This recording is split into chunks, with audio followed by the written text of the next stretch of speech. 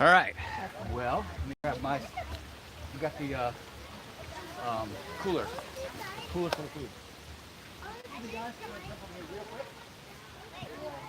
So no, we jump over fences. I'm asking no one else. Yeah, yeah. And if you go in there with alligators, don't do that either. A good idea is not to. Do what we say. You know, it's like Actually, parents. I might even set this over here. Do so as I say and not as I do. I might set this over here so it's not visual a little bit. Now you'll notice we do go in with sticks. We don't beat them, we don't hit them or anything like that. It's just to simply redirect them if they are coming too close. Mind you, there's about 47 alligators in here and just 2 of us. We definitely do not want to get caught in a feeding frenzy. Most times, as soon as they see that we're putting the stick directly in front of us, they just go around. They know not to come too close. All right. I just set that right there, and we can talk it first, and then I'll just hop out and grab it. Okay. That works. Works. Yep. Like a charm. And then we'll set this like a lucky charm. So you guys watching on YouTube, we're about to do an alligator feeding show. These lucky people out here, there's a bunch of lucky people out here at Everglades Outpost, get to see it live. You guys can come to Everglades Outpost. It's a super cool place. This is Martha. Hi guys. We got alligators already coming out to say hi.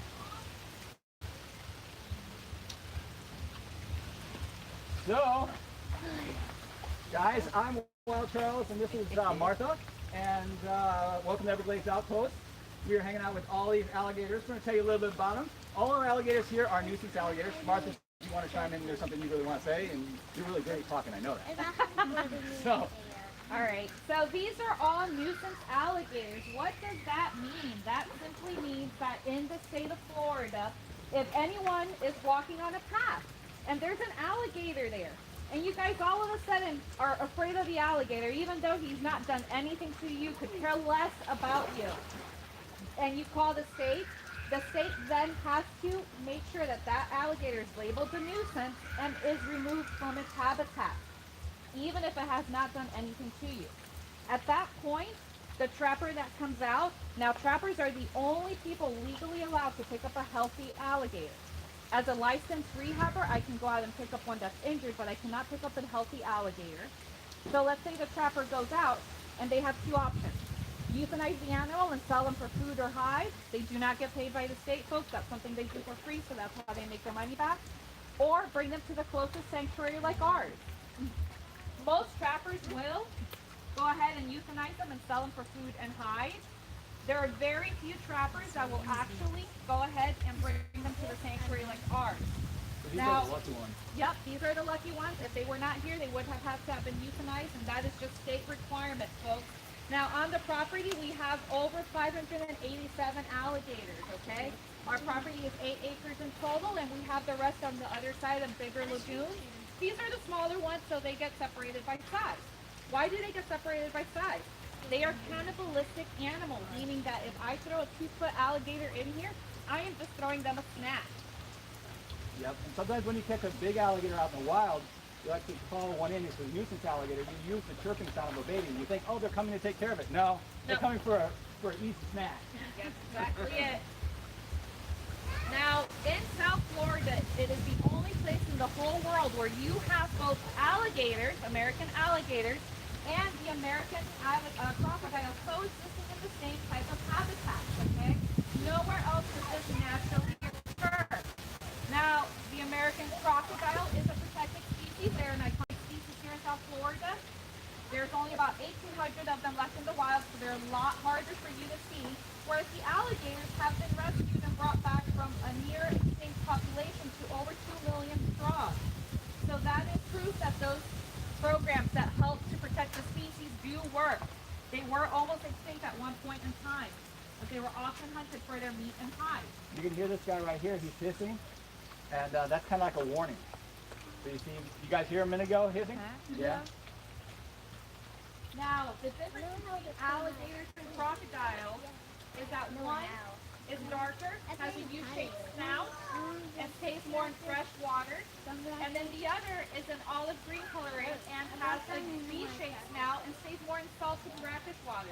That's because crocodiles have glands that help take the salt out of the water for them, whereas alligators don't.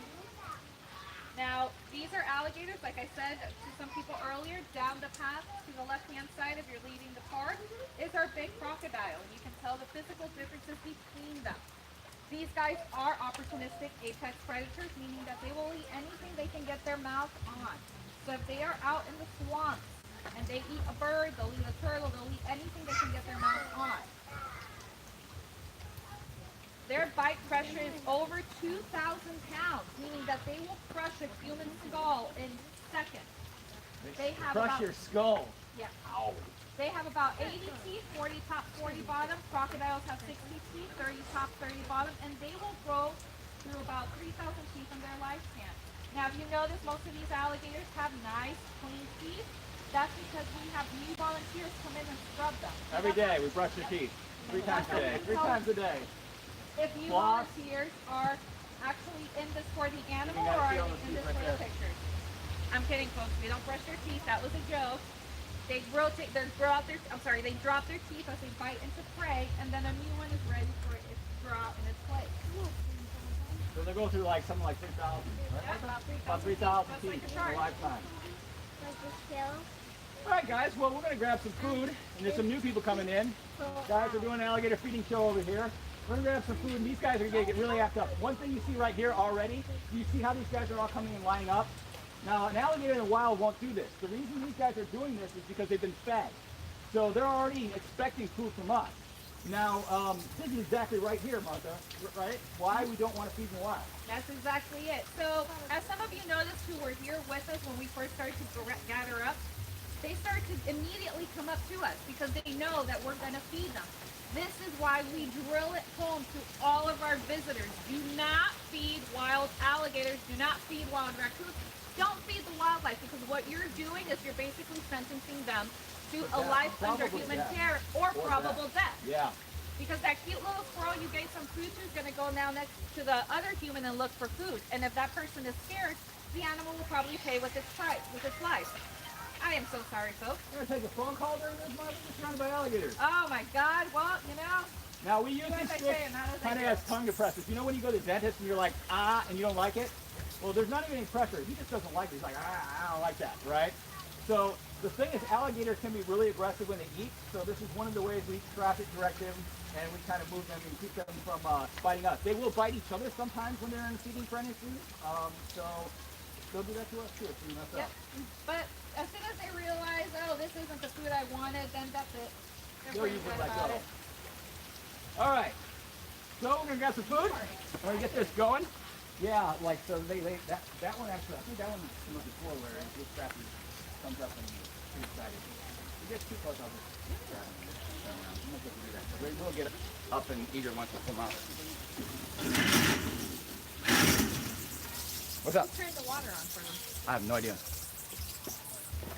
Hi, Pickle Butt. Hey. Hi, that little one is my daughter. She'll run this show someday. See this? She'll run the show someday? She'll run this place someday. All right. She's going to inherit the earth. Yeah, she's going to inherit the apple. All right. We're going to get some rats going on here. Rats? Ew. Yeah. See, no, ew, they like it. They think rats are good food, guys. Ew. I gotta see this. You got to see this? All right. I'm going to grab some fish back there. I'm going to grab some rats. Disgusting. It's better than us. They come up sometimes. They'll come up a little bit. In the water. You don't think it's better to stay here and throw it into the Yeah, but a lot of them will come up with others sometimes. You can down, you can. Sure.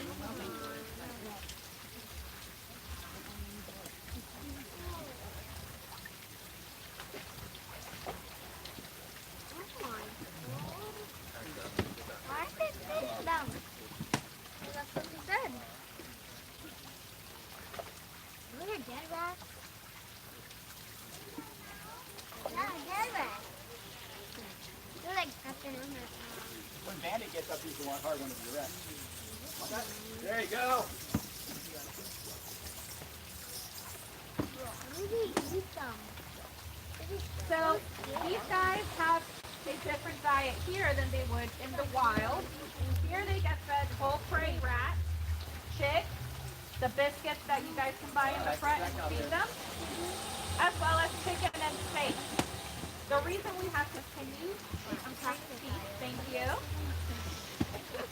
So rude. So the reason we feed them the whole prey items is because we want to make sure that the fur and the bone goes through their digestive system. It's actually quite good for their body for them to have that in their diet. And you will notice the difference between alligators that are not fed that and alligators that are. That's it? I got one more. Okay. I should grab some more. They went faster than I thought they would. Yeah, I get this guy. And how do you get those reds? Look at that mouth. Hey guys, if you look in their mouth, you can actually see. How come you don't see an opening down there in their mouth? You can kind of see like a piece of skin right there. They actually have a flap in there, and that helps them grab their prey so that when they're going to grab their prey and they're going to go underwater, they don't drown, which is really super cool. All right, guys, these guys are getting all riled up. We're out of food, so we better run. Oh no! Oh no! Oh no! Last man standing, Charles. So, an alligator the size of the ones that are up here can actually go a year without food or water. Clearly, as evidenced by their nice thick jowls and their thick tails, you can tell they're not missing any meals. But in the wild, they can actually go up to a year without food and water, which is incredible. Another incredible thing about them is the fact that... All right, guys, you guys that were watching online, go out and, well, you're already subscribing. Go out and follow me on all the social media, Wild Charles. And go ahead and come out to Everglades Outpost so you can see this live. I'll be seeing you guys soon.